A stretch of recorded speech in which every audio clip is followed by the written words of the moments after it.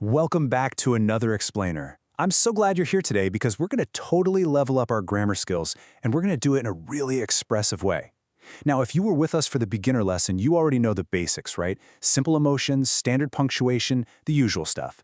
But today we're moving way past those initial reactions.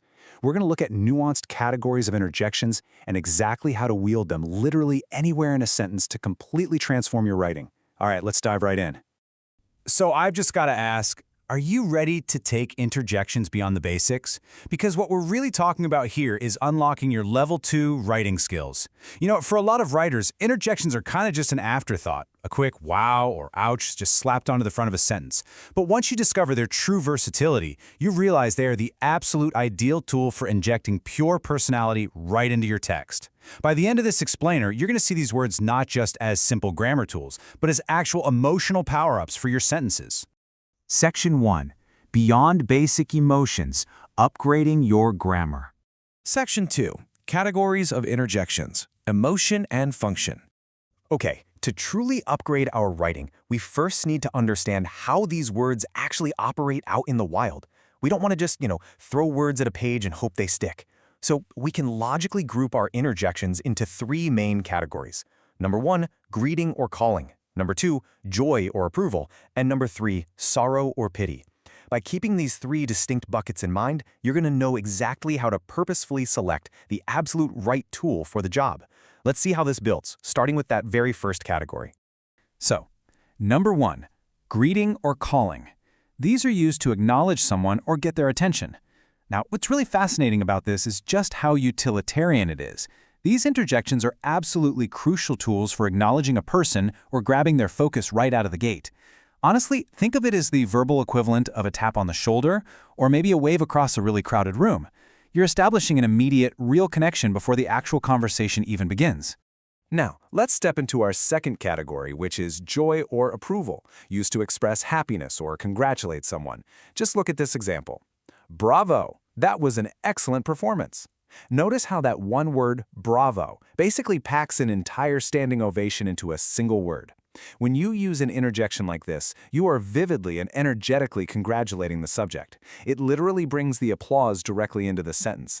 And this next one brilliantly illustrates another flavor of joy or approval. Hurrah! The exams are finally over. I mean, treat this example like a mini story of triumph. We've all been there, right? The crushing weight of studying, the stress of the test, and then that massive exhale. The word hurrah perfectly captures that pure, unadulterated happiness of finishing a remarkably hard task. It doesn't just say you're happy, it actually makes the reader feel the relief and the celebration right alongside you. But, well, of course, writing isn't always all celebrations and standing ovations. Let's look at our third category, sorrow or pity, which is used to express sadness or sympathy. Listen to this. Alas, the treasure was lost forever. Notice how the tone instantly shifts there? The word alas injects this deep, mournful, almost theatrical tragedy right into the sentence. We aren't just saying we lost something. We're painting a picture of a dramatic, irreversible loss. It feels exactly like the end of a grand adventure novel, and it's all brought about by one perfectly chosen word. Still staying within that sorrow or pity category, we also have a much softer, more intimate application. Take a look at this one. Oh dear, I am so sorry to hear that bad news.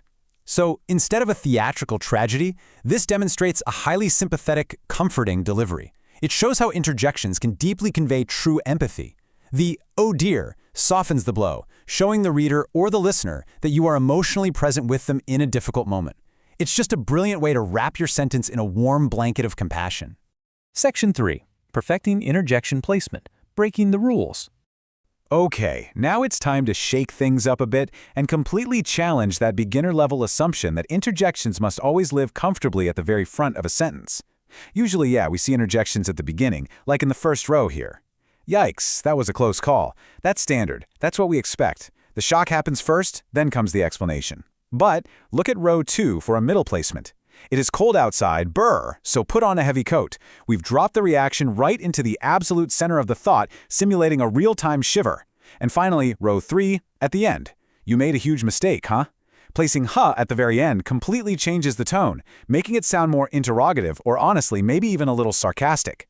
Do you see the secret here? Interjections can strategically shift locations to completely alter the rhythm and the entire feel of your thought.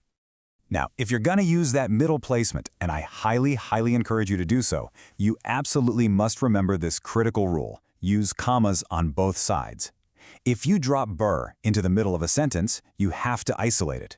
Think of this as a pro writer's secret for controlling the pacing of a sentence. Those commas literally force the reader's brain to take a micro-pause, which amplifies the emotional impact of the interjection before they even finish reading the rest of your thought. It's a tiny structural detail, but it makes a massive stylistic difference. So, we've broken down the emotional categories, and we've completely shattered the myth that interjections only belong at the beginning of a sentence. I want to leave you with this final, important question. How will you use a middle or end interjection in your next message? Seriously, I challenge you to immediately apply these dynamic new placements in your own writing today. Try dropping a "ha" at the end of an email, or maybe sneaking a "wow" right into the middle of a text message, surrounded by those commas, of course. I guarantee you'll find your writing instantly becomes more engaging, more conversational, and for sure, a whole lot more fun. Thanks for joining me on this explainer, and I'll catch you next time.